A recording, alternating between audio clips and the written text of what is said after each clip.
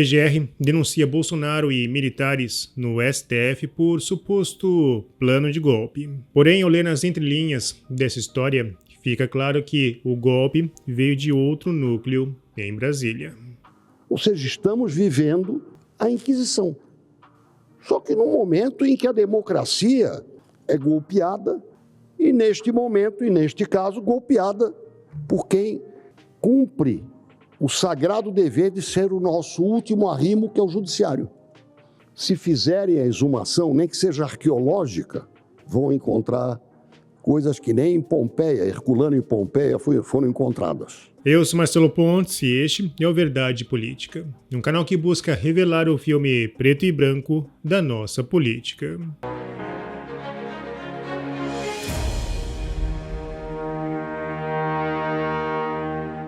O sistema está visivelmente abalado e inquieto com as recentes mudanças no cenário político global. As elites temem perder o controle das narrativas e farão de tudo para regular a internet. Sobre os cortes na USAID, o jornalista americano Michael Schellenberg afirmou: a USAID virou as armas da mudança de regime contra o povo americano. Como tal, o caso tipificou as maneiras pelas quais os progressistas usaram a compaixão como arma para minar os direitos humanos e a democracia. Ou seja, colocar balizas no povo é minar a democracia. E no Brasil, sob a tutela dos togados dessa força, ganhou anabolizantes. Eles transformaram o vandalismo em golpe e críticas ácidas em atentado contra o Estado Democrático de Direito. A fórmula aplicada para muitos era a mesma: presos sem provas de vandalismo. Bastou o contexto, mais uma conversa crítica no celular, igual ato contra o Estado Democrático de Direito. Em setembro de 2023, o STF condenou o primeiro réu do 8 de janeiro a 17 anos de prisão. A denúncia, com o voto de Alexandre de Moraes, seria o padrão usado para todos eles. São 92 páginas apontando as manifestações e os atos que resultaram em vandalismo, como se tudo fosse uma coisa só. Foi apenas apresentado fotos das manifestações e uma entrada do acusado no Senado, mas sem nenhuma comprovação de que ele tenha destruído algo ou teria o poder de dar um golpe.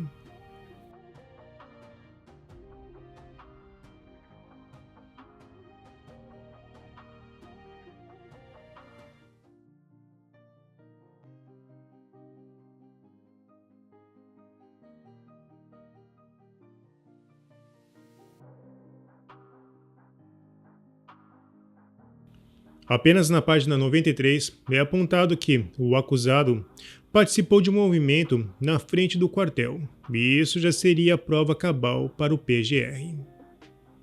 Aqueles que desejavam e praticaram promover danos reais à sociedade através de violência devem ser punidos. Mas esse mesmo modelo, sem provas, sem filmagens, sem um ato concreto, foi aplicado a quase todos os réus. Uma história de vandalismo, atrelado a meras postagens ou publicações, que não comprovaram o crime, seja de vandalismo ou de golpe. E foi por isso que a Defensoria Pública da União apontou o crime impossível e generalização das condutas. A Defensoria é uma das instituições de referência na defesa de direitos humanos no Brasil. Porém, dos mais de 2.000 casos, ela só conseguiu o retorno de 4: 2 ambulantes, um morador de rua e um deficiente.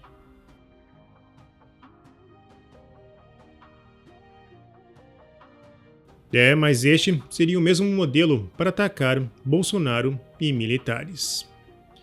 Como o jornalista Eli Vieira afirmou, o abandono de individualização de conduta, primeiro, foi normalizado contra os presos do 8 de janeiro. Agora é aplicado na denúncia de suposta tentativa de golpe. Todo abuso sem resposta do Estado, hoje, é a normalidade de amanhã. A PGR denunciou Bolsonaro e outros no STF por suposto plano de golpe. Quem irá julgar é a primeira turma do STF, justamente a mais ideológica, incluindo 2 recém-indicados por Lula. Além de Moraes, fazem parte da primeira turma os ministros Luiz Fux, Carmen Lúcia, Flávio Dino e Cristiano Zanin. O STF já perdeu o time político para condenar Bolsonaro, mas agora é tudo ou nada. Neste momento, eles querem colocar à prova o seu poder político. No bojo, além dos militares, está o jornalista Paulo Figueiredo, que afirmou: "Acabo de ver no noticiário que fui denunciado pela PGR. Estou honrado em estar ao lado de patriotas neste documento histórico que reflete a ditadura na qual vivemos.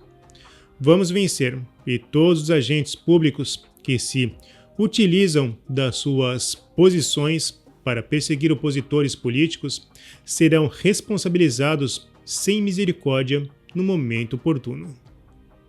A Globo, como já era esperado, escutou um dos seus especialistas, que afirmou que discurso de que não houve crime porque o golpe de Estado não aconteceu não tem valor. Porque se o golpe tivesse acontecido, o golpe não seria tentado, seria consumado. No X eu respondi: "Desse modo, qualquer fantasia pode ser criada e disfarçada de justiça. E se alguém ousar questionar, basta dizer que só saberíamos da existência do unicórnio se permitíssemos sua reprodução." A Folha de São Paulo publicou: "Bolsonaro aceitou matar Lula, diz PGR, sem comprovar." A fórmula usada pela PGR é uma generalização de dar inveja às fanfics de Crepúsculo. O advogado constitucionalista André Marsiglia afirmou: "A peça da PGR é muito fraca. Se avaliada apenas juridicamente pelo STF, não se sustenta. Mas sua pior marca é entender que o discurso pode resultar em tentativa de abolição violenta do Estado. Ou seja, para a PGR, palavra é arma. Seu uso, uma violência." Na Gazeta do Povo, Marsiglia também criticou o grande conclave para perseguir Bolsonaro. Estava marcado um jantar na casa do Barroso, com o PGR, com o Lula, com todo mundo. Provavelmente iam com a gravatinha do STF. Esses caras estão vivendo em que país? Qual é a razoabilidade disso? Aí saiu na imprensa, todo mundo comentou e etc, redes sociais, cancelaram. Mas eles só cancelaram depois que criticaram. Quer dizer, eles esperavam o quê? Que todo mundo achasse uma maravilha? Olha, vai ser muito bem recebido o jantar aqui na casa do Barroso entre o Lula, o PGR, que está às vésperas de denunciar o Bolsonaro, e todos os ministros. Oh, pelo amor de Deus, esses caras estão onde? Em que planeta? Olha, nós agora vamos tratar com seriedade esse caso do Bolsonaro, vamos nos ater às provas. Bom, o que isso quer dizer? Então antes não era assim, porque senão não tem por que dizer isso.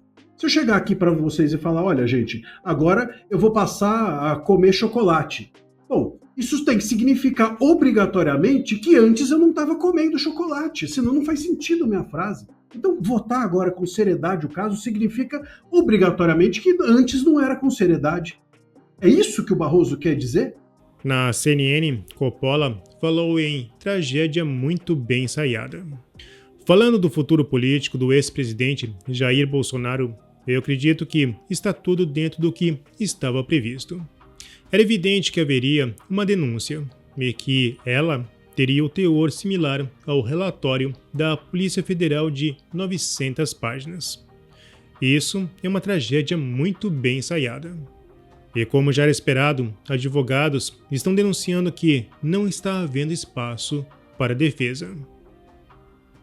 O senador Marcos Rogério afirmou: "A denúncia contra o presidente Jair Bolsonaro era previsível e confirma a perseguição política em curso. No Brasil, narrativas parecem valer mais do que provas. A justiça não pode ser instrumento de disputa políticas. O que está em jogo é uma tentativa clara de manipular a opinião pública para manchar a imagem, a história e o legado do presidente Jair Bolsonaro. Não vão conseguir. Seguimos confiantes de que a verdade prevalecerá. O senador mais experiente, Esperidião Amin, sugeriu um medo das eleições de 2026.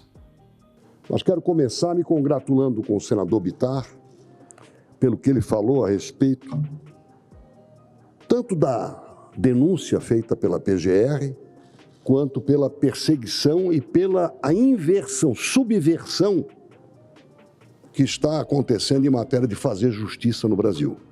Porque alguns ministros insistem nessa narrativa de que houve uma tentativa de golpe no dia 8 e a maior fake news inventada nesse país. O mundo está nos olhando e ter eleição o ano que vem e não tê-la com Jair Bolsonaro podendo disputar a eleição, isso é podridão, cheira mal, isso não é democracia, isso é um golpe.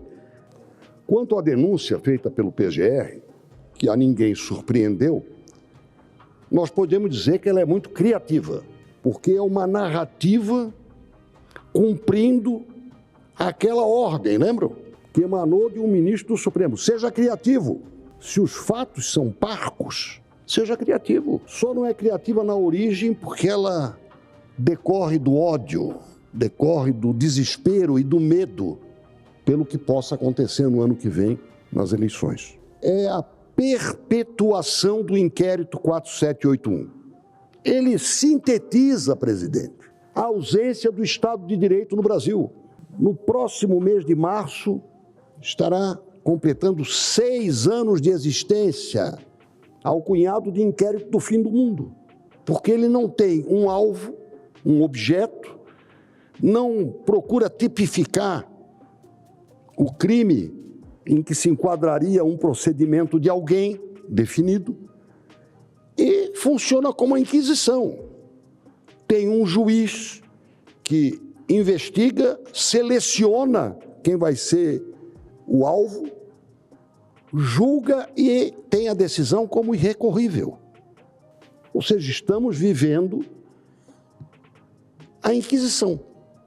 Só que no momento em que a democracia é golpeada, e neste momento, e neste caso, golpeada por quem cumpre o sagrado dever de ser o nosso último arrimo, que é o judiciário. Vai completar 6 anos deste absurdo, deste assinte, deste deboche, que até o presidente Barroso considera excepcional. Ele diz que está na hora de terminar, só falta marcar a data.